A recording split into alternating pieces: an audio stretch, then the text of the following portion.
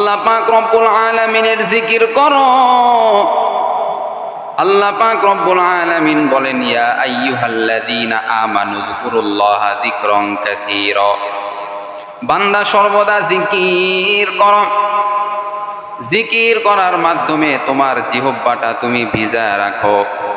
বান্দা যদি তুমি বেশি বেশি জিকির করো, আমার আল্লাহর কাছে তত তুমি প্রিয় হয়ে যাইবা। প্রত্যেকটা মানুষের বাম স্তনের নিচে একটি গোশতের টুকরা রয়েছে, যেই গোশতের টুকরার নাম হলো কলব, যেই গোশতের টুকরার নাম হলো রূহ। এরে আল্লাহর বান্দা, যখন কোনো মানুষ দুনিয়ার বুকে আসে, দুনিয়ার বুকে আসার পরে ছোট্ট মানুষ, ওই ছোট্ট মানুষের এই গোশতের টুকরাটা থাকে পরিষ্কার।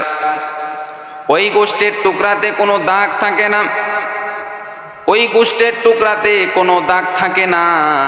যখন ওই সন্তান আস্তে আস্তে বড় হইতে থাকে, আস্তে আস্তে যখন বড় হইতে থাকে, আস্তে আস্তে এক একটা করে দাগ পড়ে যায়, যার কারণে ওই গোশতের টুকরাটা দাগ পড়তে পড়তে এক পর্যায়ে কালো হয়ে যায়।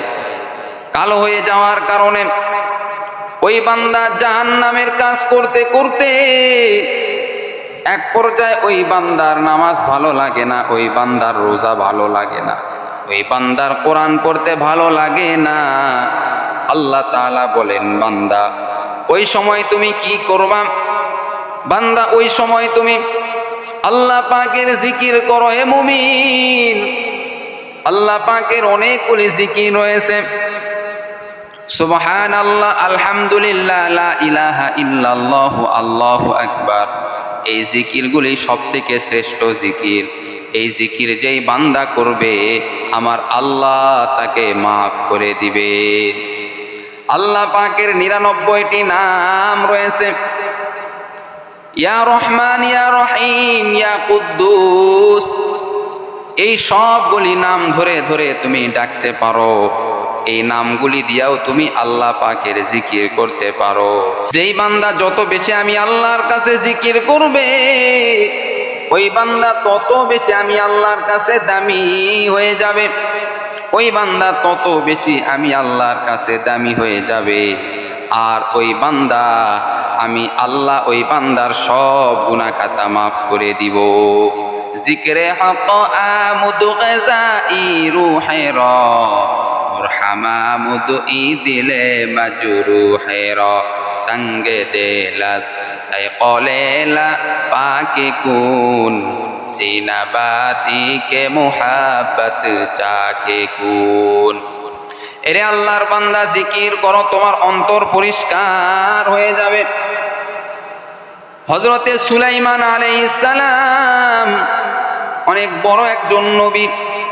এই সুলাইমান আলাইহিস সালাম সিংহাসন নিয়ে যাইতেছেন।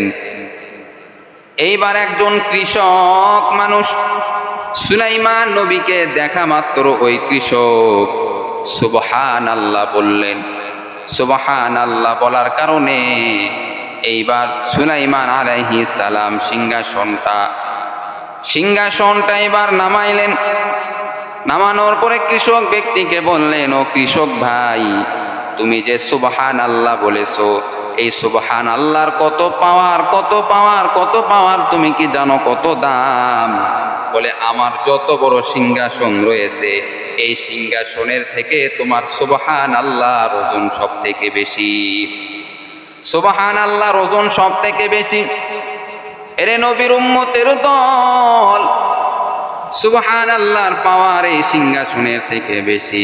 সুলাইমান নবী বললেন, ও কৃষক ভাই, তোমার ওই সুবহানাল্লাহ আমাকে দিয়া দাও।